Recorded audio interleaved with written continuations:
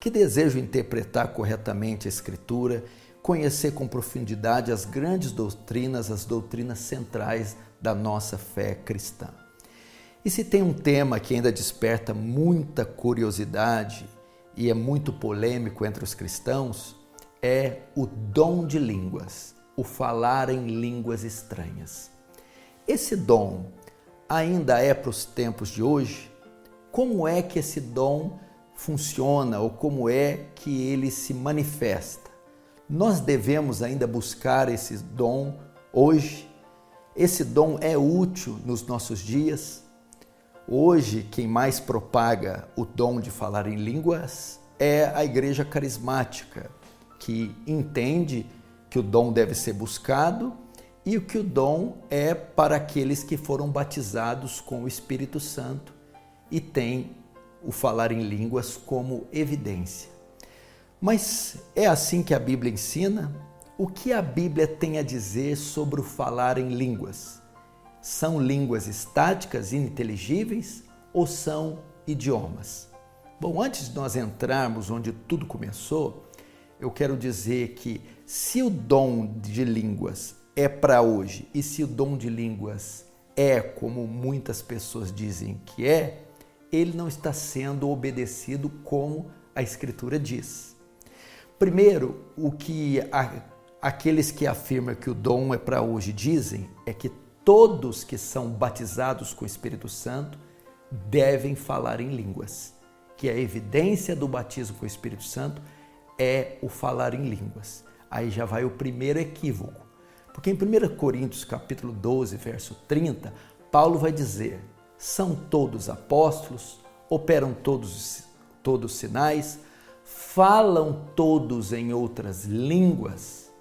Paulo está dizendo, é evidente que não. O Espírito Santo é quem distribui os dons e conforme a sua vontade soberana para cada um conforme a necessidade e o seu chamado respectivo.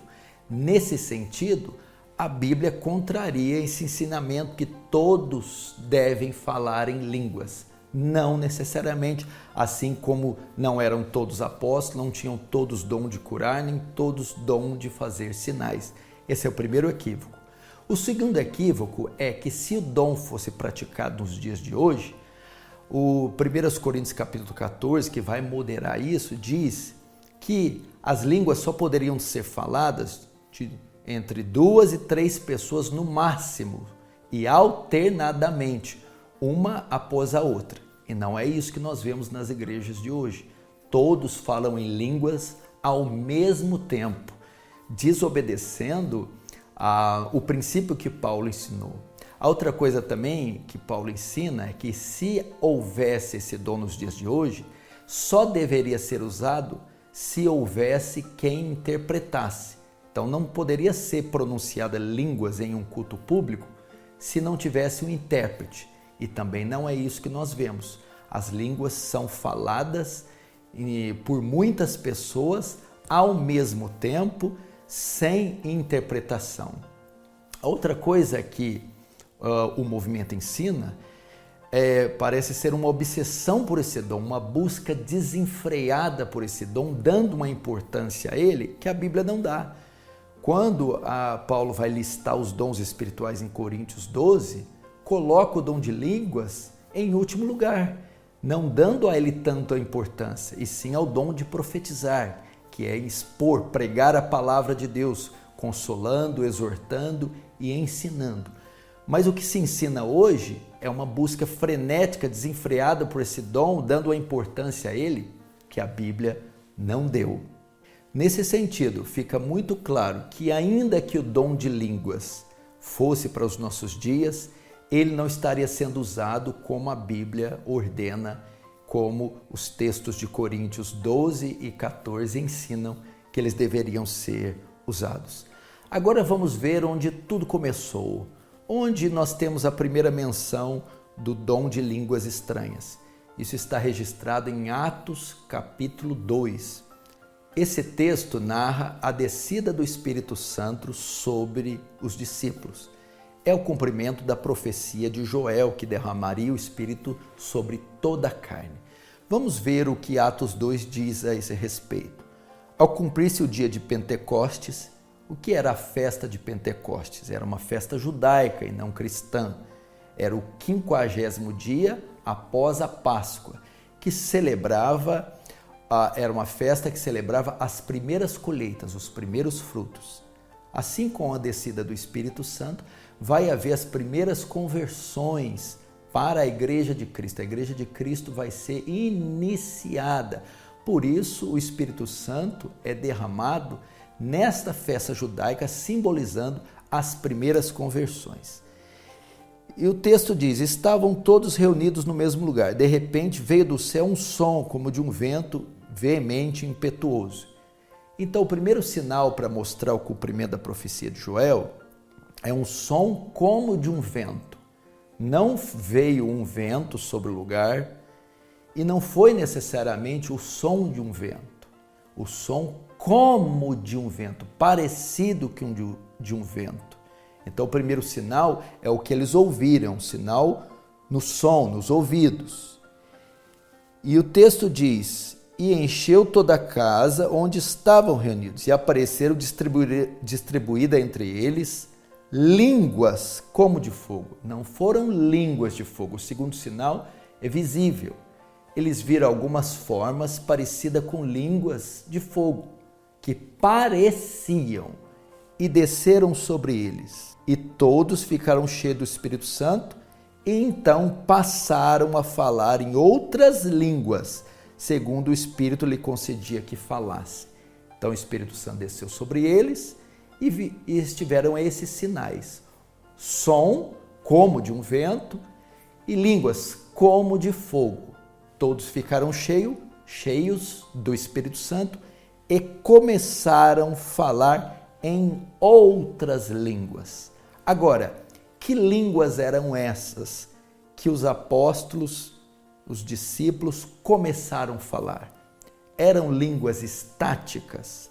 Eram línguas ininteligíveis? Eram línguas de anjos?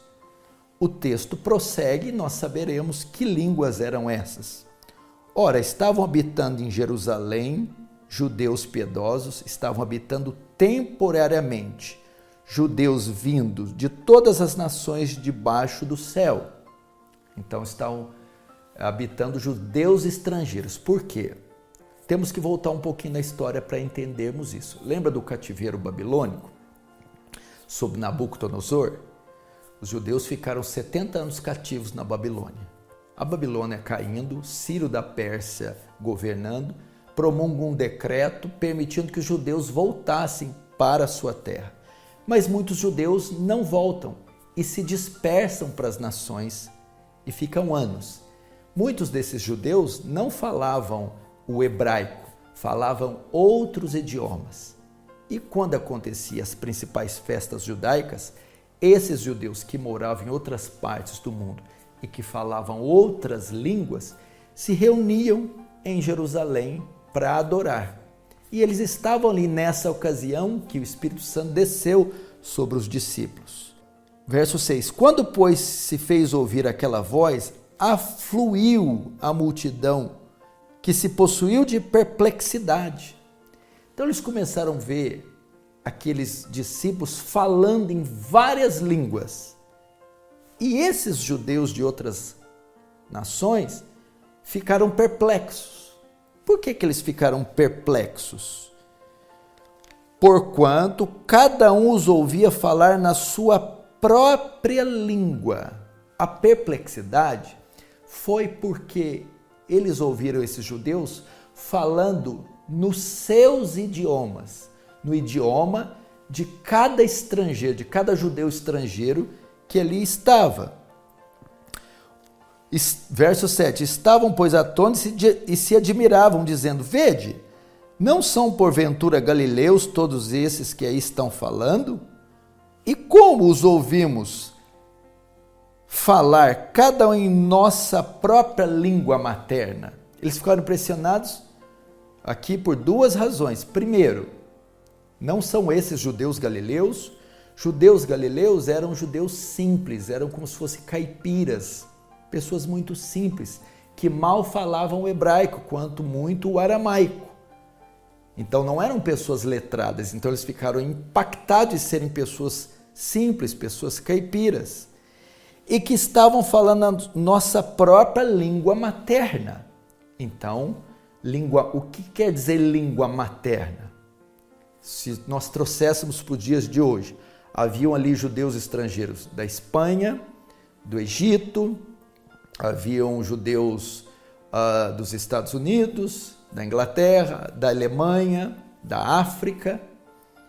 Eles estavam impressionados porque ouviram pessoas simples falando em alemão, em egípcio, em árabe, em português, em italiano, sem que nunca tivessem estudado. Então aqui está uma prova que não eram línguas estáticas nem línguas dos anjos, que o dom que os discípulos receberam em Atos 2 era o dom de falar outros idiomas conhecidos, sem nunca ter estudado. Isso vai se comprovar no verso seguinte, verso 9. Pois somos partos, medos, elamitas, naturais da Mesopotâmia, Judéia, Capadócia, Ponto, Ásia, Frígia, Panfilha, Egito, das regiões da Líbia, nas mediações de Cirene, e romanos que aqui residem, tanto judeus como prosélitos, crentes e arábios. Veja só, aqui está uma prova que era as línguas dos habitantes destes países que os discípulos estavam falando. Eram línguas árabes, romanas, era latim. Como os ouvimos falar em nossas próprias línguas as grandezas de Deus. O que estava acontecendo aqui era uma Babel às avessas, uma Babel ao contrário. Na época, em Gênesis capítulo 11, todos falavam uma só língua, um só idioma. Veio então a confusão das línguas e passou a haver várias línguas de modo que as pessoas não se entendiam. Aqui foi o contrário. E isso é um sinal para os gentios. O Senhor estava anunciando que a promessa de Abraão, que em ti serão benditas todas as nações da terra, finalmente chegou pela descida do Espírito Santo. E que a aliança, a promessa e o evangelho não estaria restrito somente aos judeus, mas agora povos, tribos e línguas de todo o mundo. Então está provado que em Atos 2, o dom de falar em línguas era o dom de falar idiomas conhecidos, idiomas estrangeiros. Língua estranha, então, é língua estrangeira. Mas você pode me dizer, não, eu concordo com o senhor. Há uma vertente que diz que há dois tipos de línguas e há dois tipos de dons. O dom de Atos 2 era um dom concedido a falar idiomas, mas o dom de Coríntios 12 e 14 era de falar línguas estáticas, de edificação pessoal. Era o dom para ser usado na igreja. Será que é isso mesmo? Eu acredito que não. Quando nós entramos em Coríntios, 1 Coríntios capítulo 14, que Paulo está tratando ali também do dom de línguas, Paulo não parece fazer distinção do dom de Atos capítulo 2. Paulo usa esses capítulos para moderar o uso do dom, para regulamentar o uso do dom que estava sendo mal utilizado na igreja de Corinto.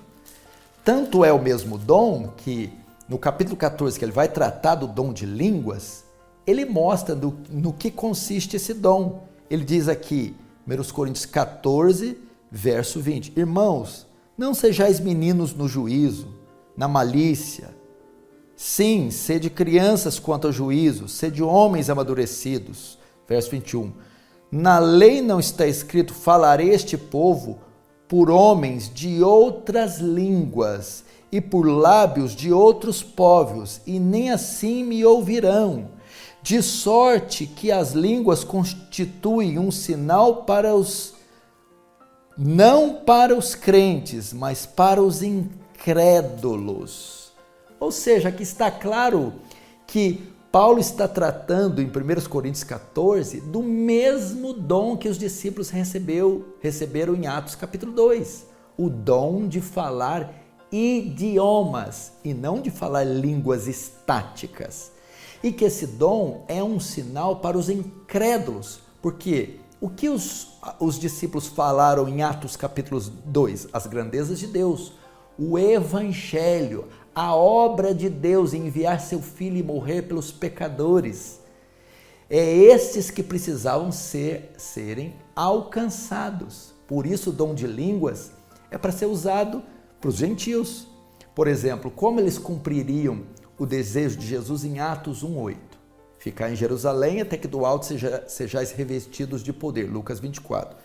Em Atos 1:8, recebereis poder, no grego virtude, ser-me-eis minhas testemunhas, Jerusalém, Judéia, Samaria, até os confins da terra. Como eles iriam testemunhar, ser testemunhas?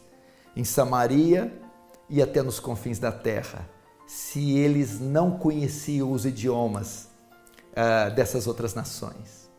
É através do dom de línguas. Eles receberiam o dom de falar em idiomas que nunca estudaram para pregar o evangelho em Jerusalém, Judéia, Samaria, até nos confins da terra, para povos de outras línguas, com o dom que receberam de falar em outras línguas, em outros idiomas. É isso que se trata. Mas talvez você também pergunte, não, mas Paulo diz que a oração em língua é para minha edificação. Eu não preciso usar o dom de línguas só para pregar ou para entregar uma mensagem, tendo um intérprete. Eu posso orar em línguas para minha edificação. Bom, eu não vejo em momento algum a Bíblia se referir ao dom de línguas como oração para edificação pessoal. Muitas pessoas oram em línguas sozinhas, nos seus quartos, ou em cultos, ou em momentos devocionais para edificação pessoal. Mas o dom de falar em línguas não era um dom para orar, não, era um dom para ser usado em forma de oração para minha edificação pessoal. O dom de línguas é para transmitir uma mensagem para um público estrangeiro na língua estrangeira. Não é feito para oração em momento nenhum. Mas o que dizer de 1 Coríntios 14, que diz... porque quem fala em outra língua não fala a homem, senão a Deus, visto que ninguém o entende. E em espírito fala em mistérios, mas o que profetiza fala a homens. Verso 4, o que fala em outra língua, a si mesmo se edifica. Aqui, bom, vamos interpretar o que Paulo está dizendo novamente. Ele está repreendendo os coríntios por fazer o uso inadequado do dom de línguas. Então, quando ele diz aqui, pois quem fala em outra língua não fala a homem senão a Deus, visto que ninguém o entende. Paulo está dizendo, você está numa igreja brasileira, usando o dom de línguas para falar grego, ninguém está te entendendo, a não ser Deus, que conhece todas as línguas. Paulo está sendo irônico. Por que você está falando em línguas por uma igreja brasileira, se você é brasileiro? Quando você usa esse dom de falar em alemão, em árabe, em egípcio, para um público exclusivamente brasileiro, ninguém entende, porque ninguém fala alemão. Só Deus que está te compreendendo, porque Deus conhece todas as línguas. E o texto diz, e em espírito fala mistérios. Muita gente diz, não, que língua é essa que você está falando? Bom, eu não conheço, eu estou falando em mistério com Deus. O que é mistério? Uma coisa que esteve oculta e depois vem ser revelada. Os discípulos usavam o dom de línguas para falar os mistérios de Deus que agora estavam sendo revelados. A obra de Cristo, a vinda de Cristo, a descida do Espírito Santo. Não tem nada a ver com o mistério que eu não compreendo e que continuará um mistério. Não. Quem fala em línguas fala a um público estrangeiro aquilo que teve oculto, mistérios, mas que agora está sendo revelado o Evangelho de Cristo, as grandezas de Deus. Mas vamos para o versículo seguinte. Verso 4. O que fala em outra língua, a si mesmo se edifica. Aí, tá vendo, pastor? Eu oro em línguas em particular para minha edificação pessoal. Paulo, mais uma vez, está sendo irônico. Veja só, se você está falando em língua, se você está usando o dom para falar numa língua que ninguém entende na sua comunidade, então ninguém é edificado. Você está se exibindo dessa forma. Portanto, é isso que Paulo está ensinando. Quem fala em outra língua, em outro idioma, não está edificando a ninguém, mas está chamando atenção para si próprio, está se exibindo. E não tem nada a ver com edificação pessoal, orando privativamente em línguas estranhas. Porque a língua, como eu já disse, é um dom para comunicar a mensagem para um povo estrangeiro. Não é um dom para eu orar em particular. Portanto, é errado dizer oração em língua. Deveria ser pregação em língua. Deveria ser comunicar a mensagem em língua. Deveria ser partilhar a pregação em língua estrangeira. E jamais dizer oração em língua. Então fica claro no capítulo 14 de 1 Coríntios que Paulo está regulamentando o dom de línguas e em momento algum ele está fazendo distinção do dom de Coríntios com o dom de Atos capítulo 2. Fica claro que são os mesmos dons, se trata do mesmo dom. E o que Paulo está fazendo aqui é mostrando para eles que é inútil a utilização desse dom quando não há um intérprete, uma interpretação. Mas você pode me indagar dizendo, não, pastor, e 1 Coríntios capítulo 13, falar em mistério, orar em línguas privativamente, é falar a língua dos anjos. Por isso que eu não entendo, por isso que é ininteligível.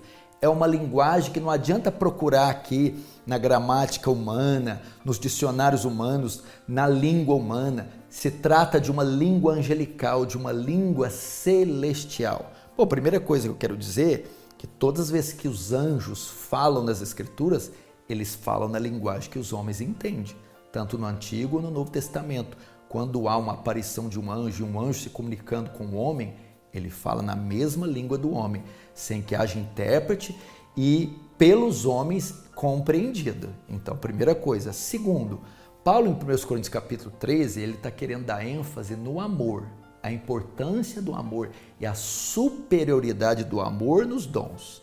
E quando ele vai dizer no verso 1, ainda que eu fale a língua dos anjos e dos homens, se eu não tiver amor eu nada serei, Paulo está usando uma hipérbole. Ele não está dizendo que ele poderia falar a língua dos anjos, ou que sequer existe essa língua dos anjos, e que ela pode ser aprendida ou falada.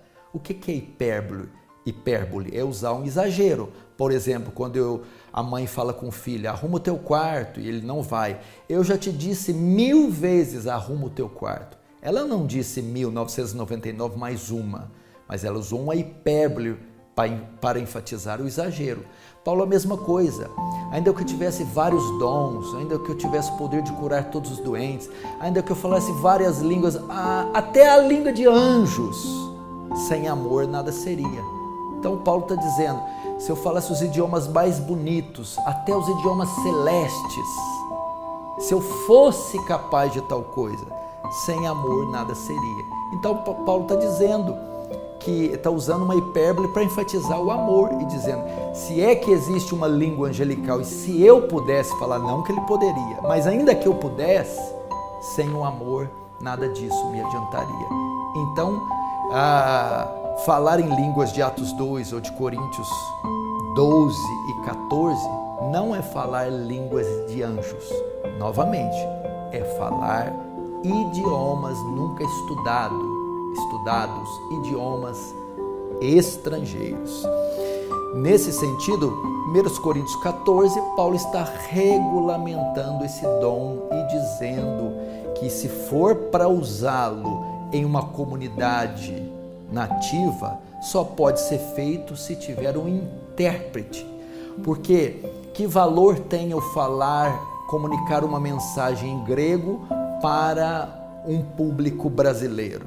Eu só poderia fazer isso se eu tivesse alguém com o dom de interpretar a minha mensagem do grego para o brasileiro. Seria esse o caso. Mas mesmo assim, Paulo diz que preferiria que eles profetizassem, ou seja, usa o púlpito para pregar a palavra na sua própria língua, brasileiros falando para brasileiros. Eu não preciso que um brasileiro use o dom de falar em línguas para falar em grego a um público brasileiro e ter que haver um intérprete para traduzir a mensagem grega de um brasileiro para os brasileiros. É isso que estava acontecendo na igreja de Corinto, o uso desordenado dos dons. Portanto, queridos irmãos, fica claro que em momento algum na Escritura a Bíblia demonstra o dom de línguas como sendo línguas estáticas, línguas ininteligíveis, línguas de anjos.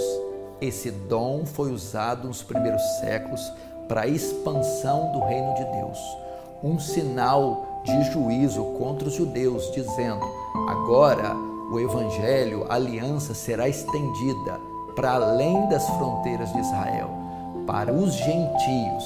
E uma das maneiras é que os discípulos serão dotados de uma capacidade de anunciar a mensagem nas suas próprias línguas, sem que nunca tivessem estudado. Então o evangelho vai se expandir e muitos dos discípulos começam a pregar em várias nações, no idioma deles, recebido esse dom pelo Espírito Santo.